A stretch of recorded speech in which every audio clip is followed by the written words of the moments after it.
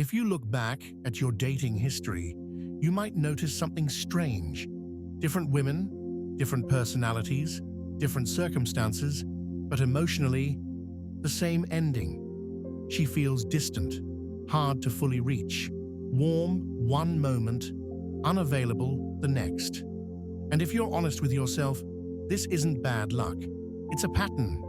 Most men assume the problem is women, that modern dating is broken, that emotionally unavailable women are everywhere. But that explanation is too easy. And it's wrong, because emotionally unavailable women don't attach themselves randomly. They're drawn to a specific psychological position. And if you keep finding yourself in that position, it's not because you're weak, or not good enough, or doing something wrong on the surface. It's because part of you learned very early on that love doesn't come through closeness, it comes through distance. In this video, I'm not going to give you dating tactics. I'm not going to tell you how to chase less, text differently, or set boundaries like a robot. I want to show you the psychological reason why emotional unavailability feels familiar to you, why it feels exciting, and why emotionally available women often feel strangely empty by comparison. Because once you see the pattern clearly, it stops controlling who you're attracted to. When most men hear the term emotionally unavailable, they imagine someone cold, distant, or incapable of affection. But that picture is misleading. Emotional unavailability is not the absence of warmth, it's the inconsistency of it. These women are often emotionally expressive, attentive, and even deeply engaging at first. They open doors just wide enough for you to step in, and then quietly close them again. This is why the dynamic is so confusing. You're not dealing with rejection, you're dealing with intermittent connection. One moment she feels present, curious, and emotionally close. The next, she pulls back, becomes vague, distracted, or unreachable. Nothing is openly wrong, yet something is always missing. That fluctuation creates tension, and tension creates focus. Psychologically, this pattern is powerful because the human nervous system is highly sensitive to inconsistency. Predictable affection fades into the background, but affection that appears and disappears keeps the mind alert. You don't relax into the connection, you monitor it. You start paying attention not to who she is, but to when she gives you access again. This is where many men misunderstand the situation. They believe they're attracted to her personality, her looks, or her mystery. In reality, they're reacting to the emotional gap itself. The distance becomes the stimulus. The withdrawal becomes the invitation. And slowly, without realizing it, emotional absence begins to feel like depth. An emotionally available woman behaves very differently. Her interest is consistent. Her warmth doesn't fluctuate to control closeness. There is no emotional guessing game. And paradoxically, that stability can feel underwhelming to a man whose attraction has been shaped by unpredictability. What feels calm to one nervous system can feel empty to another. So emotional unavailability is not about cruelty or disinterest. It's about a relational rhythm built on approach and withdrawal. And once that rhythm becomes familiar, it doesn't just feel normal, it feels attractive. The reason you don't recognize emotional unavailability at the beginning is simple. Early on, it doesn't feel like distance. It feels like intensity. Emotionally unavailable women are often highly engaging at first, curious, expressive, even vulnerable in short bursts. They reveal just enough to create the impression of depth, while withholding enough to maintain control over closeness. In the early phase, the inconsistency hasn't fully formed yet. The connection feels charged because you're still being invited in. The moments of warmth stand out more than the moments of absence, and your attention naturally gravitates toward what feels alive rather than what feels missing. Your mind fills in the gaps with hope, meaning, and potential. Psychologically, this works because attraction responds more strongly to contrast than to consistency. When closeness is followed by distance, the emotional high feels higher. The warmth feels more significant because it is not guaranteed. Over time, your nervous system begins to associate emotional spikes with connection itself, even though the spikes are created by instability. This is where the illusion forms. Distance starts masquerading as depth. Mystery replaces emotional availability. You don't ask whether the connection is nourishing. You ask when it will return. And instead of evaluating the relationship from a grounded place, you begin tracking signals, shifts in tone, and subtle changes in attention. By the time the pattern becomes obvious, you're already invested. Not in her as a stable emotional presence, but in the possibility of closeness. What you're attached to isn't the relationship, it's the intermittent access to it. And because the beginning felt so alive, it becomes difficult to admit that the structure itself was unstable from the start. That's why emotional unavailability rarely announces itself as a warning sign. It arrives as excitement. It feels like chemistry, and only later does it reveal itself as absence. At the center of this pattern is a simple but uncomfortable truth. You are not drawn to emotionally unavailable women by accident. You are drawn to a familiar emotional position. What feels like attraction is often recognition. Your nervous system isn't asking whether this connection is good for you. It's asking whether it feels known. For many men, that familiarity was formed early. Love was not experienced as something stable and accessible, but as something conditional. Attention came and went. Warmth had to be earned. Emotional closeness was present, but never guaranteed. As a result, your system learned to associate connection with effort, vigilance, and self-adjustment rather than ease. Over time, this creates an internal role. You become the one who reaches, the one who waits, the one who tries to close the emotional distance. And when you meet a woman who naturally recreates that distance, the dynamic activates automatically. You don't experience it as repetition. You experience it as chemistry. This is why emotionally unavailable women often feel compelling even when they don't offer much in return. They allow you to step into a role you already know how to play. You're not overwhelmed by closeness. You're oriented by pursuit. Distance gives you purpose. Uncertainty gives you direction. What makes this especially powerful is that it doesn't feel unhealthy from the inside. It feels meaningful. The effort feels like devotion. The patience feels like strength. And the longing feels like depth. But psychologically, what's happening is much simpler.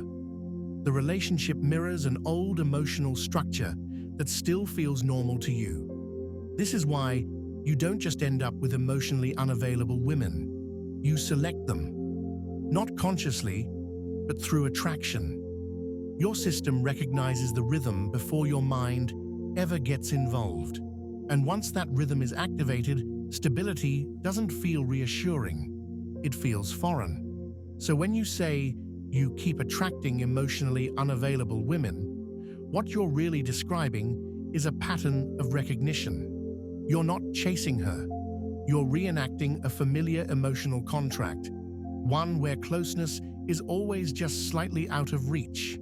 As painful as this pattern is, it persists because it offers something in return. There is a hidden psychological payoff in being drawn to emotionally unavailable women. And it's not about suffering, it's about avoidance. Specifically, The avoidance of full emotional exposure. When a woman remains distant, your attention stays focused on her moods, her availability, her shifts in tone become the center of gravity. This creates a constant external orientation. You're engaged, invested, and occupied. And as long as the emotional focus remains on her, you don't have to fully confront yourself. Pursuit feels active. Waiting feels meaningful. Trying feels virtuous. These roles give structure to your desire without requiring vulnerability. You're allowed to want closeness, but only from a distance.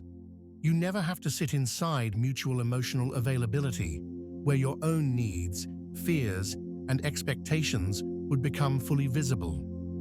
There is also safety in the imbalance. If she never fully opens up, you never have to either. You can remain partially hidden while still feeling emotionally involved. The relationship feels intense without being truly intimate. Longing replaces presence, and imagination replaces reality. This is why the dynamic can feel strangely comfortable, even when it hurts. It protects you from the risk of genuine reciprocity, from being seen without effort, chosen without pursuit, and valued without proving your worth. Emotional unavailability keeps the connection alive while keeping real exposure at bay. So the attraction isn't just about her distance, it's about what that distance allows you to avoid. And until that payoff is understood, the pattern doesn't dissolve. It simply repeats with a different face. When you meet an emotionally available woman, nothing is technically wrong. She's consistent. She communicates clearly. Her interest doesn't fluctuate. And yet, something feels missing. The connection feels flat, uncharged, or strangely unexciting. Even though, on paper, this is exactly what a healthy relationship is supposed to look like. The reason for this reaction isn't a lack of chemistry. It's a mismatch between emotional availability and what your nervous system has been trained to interpret as attraction. When closeness arrives without effort, your system doesn't know what to do with it. There is no distance to bridge, no uncertainty to resolve, no tension to manage. Without that tension, your attention has nowhere to attach. You're not scanning for signs. You're not anticipating withdrawal. You're not earning moments of closeness. And because your attraction has been shaped by emotional variability, stability doesn't register as connection. It registers as absence. This is where many men misinterpret their own response. They assume the woman lacks depth, mystery, or passion. In reality, what's missing is the emotional friction that once made connection feel alive.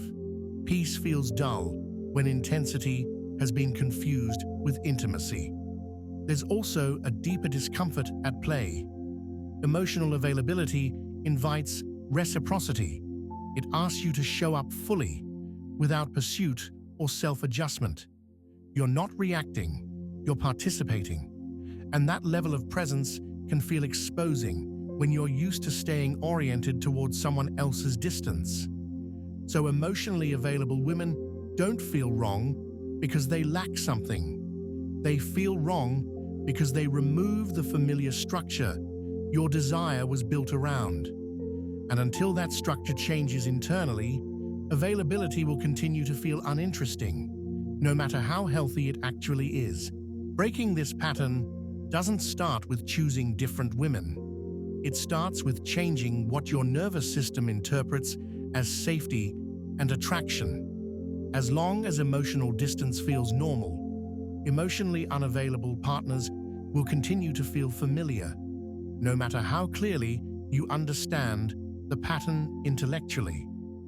The real shift happens when closeness stops feeling threatening and availability stops feeling boring.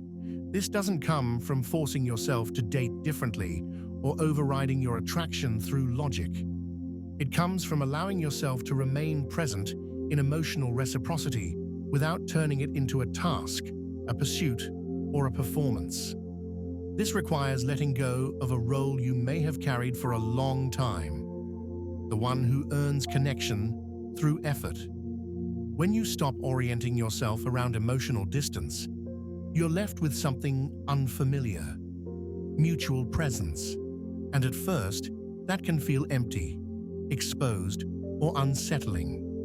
But that discomfort is not a sign that something is missing. It's a sign that something old is no longer organizing your desire. As your system recalibrates, stability begins to register not as boredom, but as relief. And emotional availability no longer feels like a lack of depth. It feels like space. When this shift occurs, attraction changes quietly. Emotionally unavailable women lose their magnetic pull, not because you reject them, but because your system no longer recognizes the rhythm. There's no role to step into, no distance to manage, no familiar tension to sustain desire. So the solution is not to chase less or guard yourself more. It's to allow connection without earning it. And when you do, attraction stops being something you fight for. It becomes something that meets you where you are.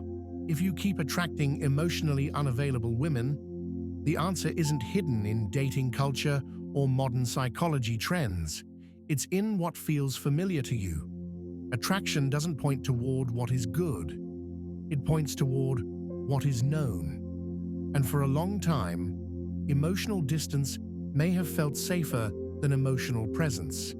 This doesn't mean you're broken. It means you adapted. You learned how to desire without being fully seen, how to stay connected without fully opening, and how to confuse intensity with intimacy.